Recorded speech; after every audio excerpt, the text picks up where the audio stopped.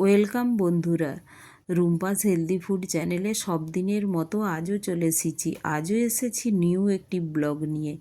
আজ বানিয়েছি খোকা ইলিশের রেসিপি, আর তার জন্য কিছুটা খোকা ইলিশ নিয়ে চলে এসেছি। এটা আমি আঁশটা ছাড়িয়ে ভালো করে স্টোমাকটা পরিষ্কার করে দেব, দিয়ে আমি ভালো করে ক্লিন করে ধুয়ে নেব।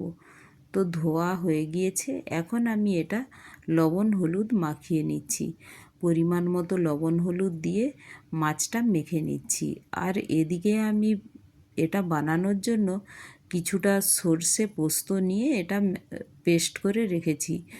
1 টিস্পুন সর্ষে আর 2 টিস্পুন পোস্ত দিয়ে পেস্ট করে রেখেছি। আর একটি পাত্র নিয়ে নিলাম, ওর মধ্যে নিয়ে নিলাম 4 পিস খোকা ইলিশ। তো ইলিশগুলো গোটা গোটাই রেখেছি যেহেতু ছোট ছোট, আর এই মাছটা এইভাবে রান্না করলে খুব ভালো লাগে। তো ম্যারিনেট করে নেব, তার জন্য প্রথমেই দিয়ে দিলাম টক দই, ওপর থেকে দিয়ে দিলাম পোস্ত আর সর্ষে যে পেস্ট করে রেখেছিলাম দিয়ে দিলাম ধনেপাতা কুচি, চেরা কাঁচা লঙ্কা, গরম মশলা পাউডার 1/2 টিস্পুন, আর দিয়ে দেব পরিমাণ মতো লবণ হলুদ।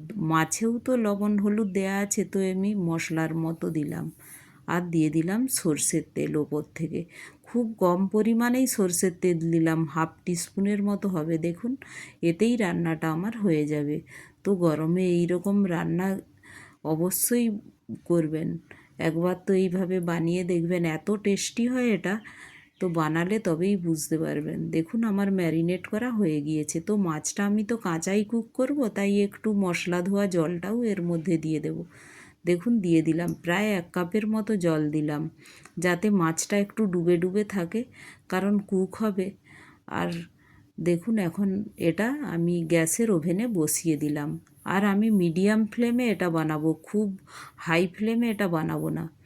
তো ঢেকে এখন একটি থালায় জল নিয়ে আমি ঢেকে দেব। থালার উপরে দেখুন জল আছে, তো ঢেকে দিলাম। ভেতরে যে স্যুপটা আছে ওটা বেশি কমবে না উপরে জল দেওয়ার ফলে। দেখুন, উপরের জলটাও ফুটে উঠেছে। তো মাছটা এখন প্রায় হয়ে গিয়েছে, আমি 5-6 মিনিট কন্টিনিউ কুক করেছি। দেখুন, প্রায় হয়ে গিয়েছে। তো এখন আমি এটা গ্যাসটা বন্ধ করে দেবো, আর তেলটাও ভেসে উঠেছে। তো গ্যাসটা বন্ধ করে একটু আমি দমে এটা রেখে দিলাম, যাতে ফ্লেভারটাও ভালো থাকে। রান্নাটা আমার কমপ্লিট। তো আমি 2 মিনিট পরে এসে দেখছি। দেখুন, এখন গ্যাস বন্ধ করে ঢেকে দিলাম। এখন দেখুন রান্নাটা কত সুন্দর হয়ে গিয়েছে। একটু রেখে দিয়েছিলাম 3-4 মিনিট, হালকা তেলও ভেসে উঠেছে। তো একটি পাত্রে আমি রাইসের সাথে এটা সার্ভ করেছি। তো আপনারা অবশ্যই এইভাবে একবার দই দিয়ে ম্যারিনেট করে বানাবেন, তো খুব সুন্দর লাগে খেতে। এটা আমি বানিয়েছি, সবার খুব পছন্দ হয়েছে। তো আপনারা অবশ্যই একবার বানাবেন। থ্যাংক